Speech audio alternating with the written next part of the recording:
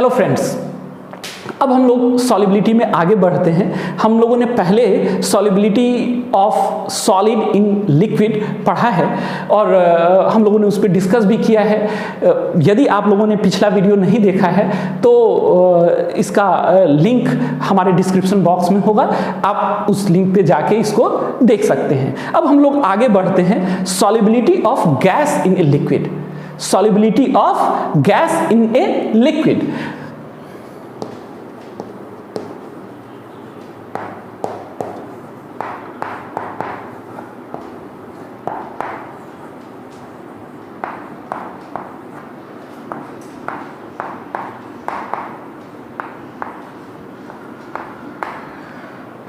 असल में in case of gas, यदि हम गैसों की बात करते हैं तो गैस कंप्रेसिबल होते हैं। इस वजह से प्रेशर का भी इंपैक्ट गैस की सॉलिबिलिटी पे पड़ता है। टेम्परेचर तो अपनी जगह है ही, बट प्रेशर का इंपैक्ट भी पड़ता है। जबकि जब हम सॉलिड की सॉलिबिलिटी देख रहे थे लिक्विड में तो प्रेशर का कोई इंपैक्ट वहां नहीं था, because solid and liquid state comparatively incompressible होते हैं। अब हम लोग यहां पे देखते हैं कि यहां क्या इंपैक्ट होता है इसका। जनरली यदि हम प्रेशर बढ़ा दें तो गैस की सॉलिबिलिटी बढ़ जाएगी, गैस की सॉलिबिलिटी लिक्विड में बढ़ जाएगी। ऐसा इसलिए होगा कि मोर गैसियस पार्टिकल और सॉल्यूट पार्टिकल्स इन्वॉल्व और interact directly with the liquid solvent. हमारे सॉल्वेंट के साथ ज्यादा से ज्यादा गैसियस पार्टिकल इन्वॉल्व होंगे। यदि हम एक सपोज करें कि we have a container and this is our solvent and we have a piston,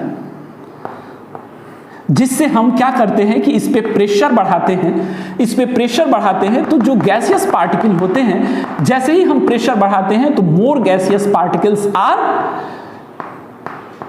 involve with the solvent particle से ज्यादा गैसियस पार्टिकल इन्वॉल्व हो रहे हैं। जितना ज्यादा ये गैसियस पार्टिकल इन्वॉल्व होते हैं सॉल्वेंट के साथ, उतना ज्यादा गैस की सॉलिबिलिटी बढ़ती जाती है। लेकिन क्वांटिटेटिवली यदि हम इसको एक्सप्लेन करना चाहें, यदि इस सॉलिबिलिटी को हम एक्सप्लेन करना चाहें तो इसके लिए हमको एक लॉ लेना होता है जिसको हम बोलते हैं हेनरीज लॉ। इसी को एक्सप्लेन करता है कि solubility of gas generally increases with pressure. यदि हम प्रेशर को बढ़ा दें तो सॉलिबिलिटी बढ़ जाएगी। इसको रिप्रेजेंट करने के लिए जो लॉ असाइन किया गया है उसको हम बोलते हैं हेनरीज लॉ। हम लोग थोड़ा सा हेनरीज लॉ को समझने की कोशिश करते हैं कि हेनरीज लॉ है क्या। अच्छा, सबसे पहली और जरूरी चीज कि सॉलिबिलिटी को हम रिप्रेजेंट कैसे कर सकते हैं। how much gaseous particles involved with particular solvent particle, ये दिखाने के लिए हमको क्या करना होगा। यदि हम यहाँ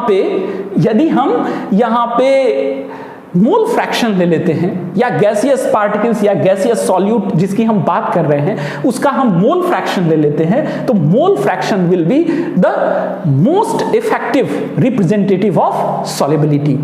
अब क्या होगा, इसका मतलब हुआ कि यदि हम प्रेशर बढ़ाएंगे तो सॉलिबिलिटी बढ़ेगी। दैट मींस गैसियस सॉल्यूट का मोल फ्रैक्शन सॉल्यूशन में बढ़ता जाएगा। तो अब उसको हम कैसे लिख सकते हैं, pressure is directly proportional to mole fraction of solute, यानी mole fraction of gaseous solute यहां हम समझ लेते हैं इसको। अच्छा, लेकिन यदि हम इसको हटाते हैं, इसकी जगह इक्वल्स टू देते हैं तो we have a constant which is known as Henry's constant.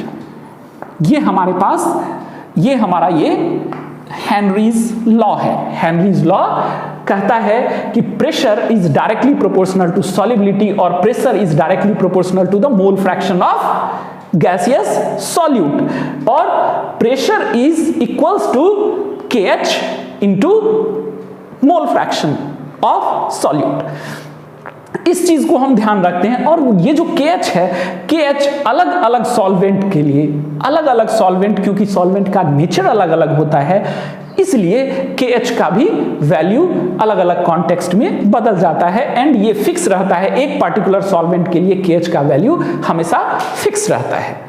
तो वी कैन कैलकुलेट। अब इससे हम लोग क्या कैलकुलेट कर सकते हैं? हम इससे कैलकुलेट कर सकते हैं if we have a pressure, यदि हमारे पास सॉल्यूट का प्रेशर है, जो सॉल्यूट हम डाल रहे हैं, सॉल्यूट और सॉल्वेंट का इंटरेक्शन हो रहा है और हमको पता है कि हम इतना प्रेशर इस पर्टिकुलर सॉल्यूट और सॉल्वेंट के इंटरेक्शन पे लगा रहे हैं, इस सॉल्यूशन पे लगा रहे हैं, तो हम कैलकुलेट कर सकते हैं mole fraction. If we have the value of mole fraction then we can calculate the pressure exerted on the particular solution. यदि सॉल्यूशन पे जो प्रेशर एक्सर्ट किया जा रहा है हम उसको कैलकुलेट कर सकते हैं, या फिर मोल फ्रैक्शन पता रहे तो हम उस प्रेशर को कैलकुलेट कर सकते हैं, प्रेशर पता रहे तो मोल फ्रैक्शन को कैलकुलेट कर सकते हैं। ये हमारा हेनरीज लॉ का पार्ट है जो solubility of gas in liquid को एक्सप्लेन करता है। Application of Henry's law. Henry's law का एप्लीकेशन भी बहुत इंपॉर्टेंट है और जनरली क्वेश्चंस वहां से आते हैं, तो आपको थोड़ा उसके एप्लीकेशन पे भी ध्यान देना जरूरी है।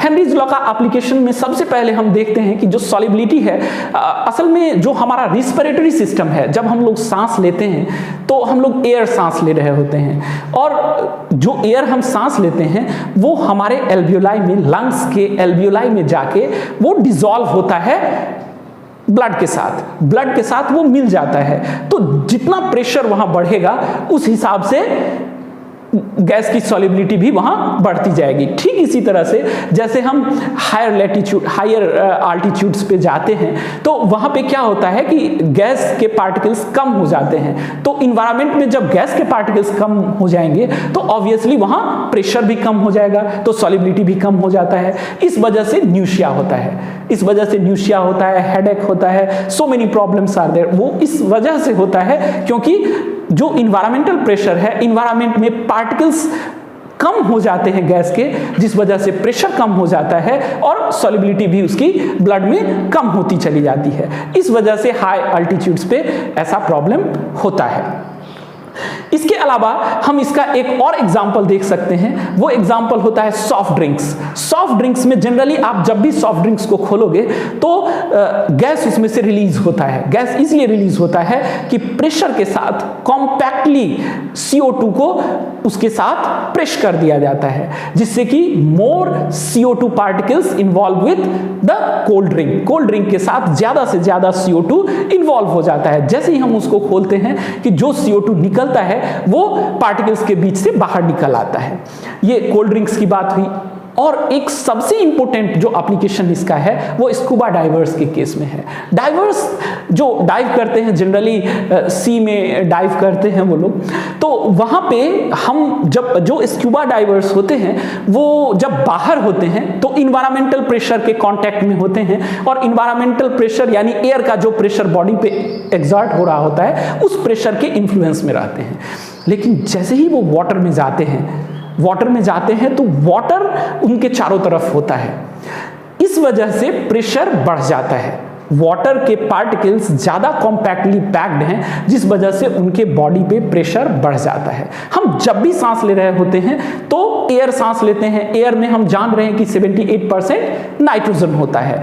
तो जैसे ही हम वाटर में, स्कूबा डाइवर्स जैसे ही वाटर में जाते हैं तो प्रेशर, इन्वायरमेंटल प्रेशर और एक्सटर्नल प्रेशर बढ़ने की वजह से नाइट्रोजन भी ब्लड के साथ इन्वॉल्व हो जाता है और वो कैपिलरीज और वेन्स में, आर्टरीज में फ्लो करने लगता है ब्लड के साथ, अलोंग विद द ब्लड। लेकिन जैसे ही वो बाहर आता है तो चूंकि इन्वायरमेंटल प्रेशर जो होता है बाहर का वो कम होता है, कंपैरेटिवली कम होता है, जिस वजह से वहां नाइट्रोजन जो डिसॉल्व रहता है ब्लड में अभी प्रेशर की वजह से वो रिलीज होने लगता है तो वो बबल्स के फॉर्म में वहां से बाहर निकलने की कोशिश करता है, जिससे वो कैपिलरीज में कभी कभी पार्शियल ब्लॉकेज या कभी कभी कंप्लीट ब्लॉकेज भी करा सकता है, जिस वजह से कभी कभी बहुत तेज दर्द या फिर अल्टीमेटली डेथ भी होने के चांसेस होते हैं। तो इसको दूर करने का क्या तरीका है? इसको दूर करने का